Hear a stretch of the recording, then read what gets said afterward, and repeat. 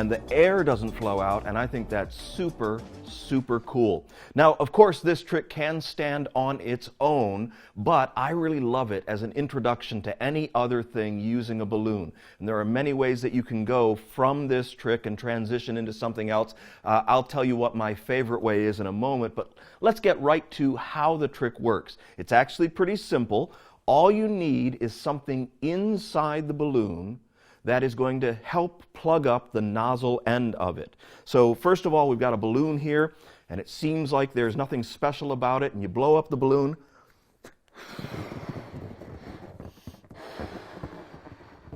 And then when you tell it to, that balloon will stay inflated. Stop. And so the balloon stays inflated without it being tied at all. And in this handling of it, you can see right inside the nozzle end and see that there's nothing there. And there's a couple of different ways to make it stop like this. All you have to do is tap it, and the balloon will deflate by itself just like a normal balloon would. Now what's going on here is that inside the balloon there is a bubble that's made out of another balloon that looks the same as this one. So I'm going to cut it open because that's the easiest way to get that bubble out of there.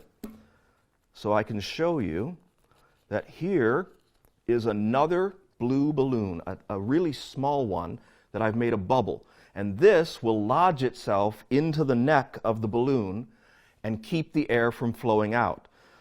Now, there are many ways that you can create something like this. I've chosen to use a balloon inside a balloon. In the original version of this, Richie Flo, who invented this, used a small ball. And he didn't give much concern about what that color of that ball was because he didn't show inside the nozzle. I think it's really important to match the ball that you use to the color of the balloon. So, for example, in this orange one here, I've got a rubber bounce ball. It's a little harder to tell, but that is a solid rubber ball, and it is orange. And if I blow this up and turn it over, then the same thing will happen. That ball will be there wedged in the neck of the balloon, and you'll be able to look inside and see that there's nothing there. And then anytime I want to, and in this case because that's a little heavier, you can just give it a little tap like this and it deflates. But the problem that I've found by using a heavy ball is that you can see that little extra weight. So you have to be a little careful how you handle that balloon. When you use a balloon bubble, it's squishy, and you can actually handle the balloon. You can toss the balloon from side to side. This one, it's got a little extra weight to it, so it actually feels a little bit different. So that's an option that you can use. And of course, you can find marbles in all kinds of different colors. You can also find clear marbles. Clear marbles, you go to a craft store and you find decorative marbles that they would normally put into a vase, that you would put an arrangement of flowers in, and those clear marbles are in there. So you could use a clear marble for just about any balloon. I still prefer using the soft bubble. So let me show you how to make that. So you're going to need to buy 2 different sizes of balloons to do this. So you want a nice big balloon for this. So I try to find the biggest balloon that I can find. It's got the largest mouth on it that's possible to use. These balloons, I believe these are considered to be 12-inch inflated balloons. That's the way they sell them, by what they figure the inflated is. Of course, it's going to vary depending on how much air you put into it. And then you're going to also need to find some tiny balloons like these that match the colors. So little balloons. Now, if you don't know where to find these are actually pretty easy to find. These are what they sell for water balloons because they're really, really small, and when you fill these up with water, then there's a lot of tension on them, so when you throw them, they'll burst very easily. These things are actually found more commonly in like a grocery store, in the aisle where you can pick things out. They're usually around either the snacks or the toys, so that you can buy these for kids, and they're most popular during the warmer months. But you can obviously find these online. So you want to find the smallest water balloons possible. And then the real challenge is how you make that bubble. So I'm going to show you the method here. You want to blow this up a little bit bigger than the bubble that you'll eventually use, and then you're going to twist it a couple of times, and then relax the pressure so that it slowly deflates. And what you want is a bubble that's just a little bit bigger than the mouth of the balloon that you're going to use. So after it slowly deflates, then you're going to twist it some more.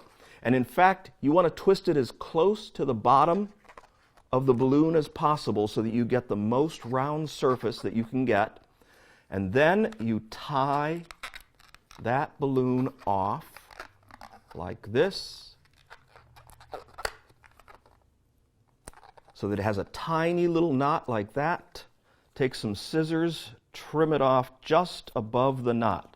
Now you might be concerned about that little thing sticking out, like it won't actually seal the balloon, but what happens with this bubble is that it finds a seat inside the other one. And even if that seats down, it'll still seat the balloon. But if it's up like this and there's air rushing by it, it'll twist and it'll turn until it finds a way to seat into the balloon. So now the issue is putting this bubble inside the other balloon, and I've found the easiest way is to just use a table like this. And here's why you want the balloon with the biggest mouth on it possible, because you can stretch it out with your fingers and get pretty deep inside the balloon, and then cover the other one, shove it inside like that, and you should be good to go. Now with this, you can see that it feels just like a regular balloon because it's made out of the same material. And when you present this, you want to bring the balloon out and just show it. Don't make a big deal out of it, but you're basically doing a move kind of like you would do with an egg bag, where you're holding on to the bubble and stretching everything else out and kind of showing that it's flat and there's nothing special about it. Now when you blow this up, you want to support it with your hand, because that bubble inside will move. Now this doesn't happen as often or as much with a marble or with a rubber bounce ball, but that bubble inside there will move from the airflow. So you don't want to blow it up too quickly, but you do want to support it with your hand so you sort of hide that from moving around, like this.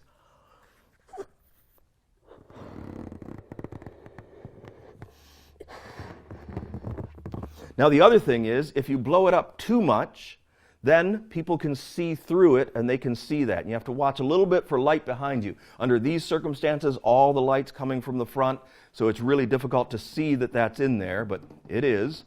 And it doesn't make as much noise as a rubber bounce ball or a marble, so again, you've got a lot of leeway with this thing.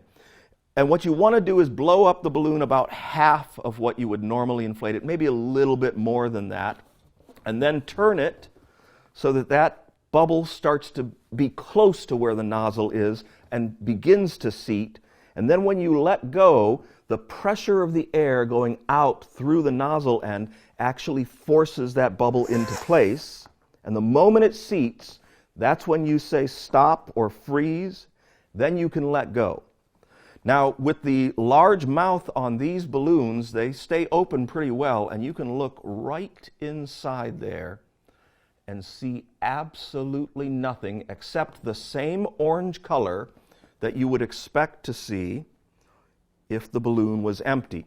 And in fact, when you push on it, you're actually helping that seat a little bit more down into there.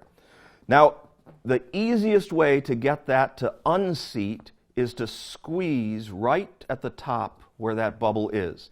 Now, you can use the method where you hit it, and that may dislodge it, but it's easier just to give it a little squeeze. That bubble just goes down. Now when you relax, it deflates. Now like I said, I was going to tell you my favorite way of doing this, and that is this. Let's say that you've got one of those bubbles already set inside of a balloon, and you have a duplicate of that balloon somewhere else. So it can be in your pocket or it can be in your case. This is a great lead-in to doing the needle-through balloon. So if you're familiar with that one, it's a great way to do it. You blow up this balloon, invert it, get that to seat, freeze the balloon, show that it's frozen. You can see inside without tying it. You can make the balloon go down like that, and then when you turn to your case to pick up the needle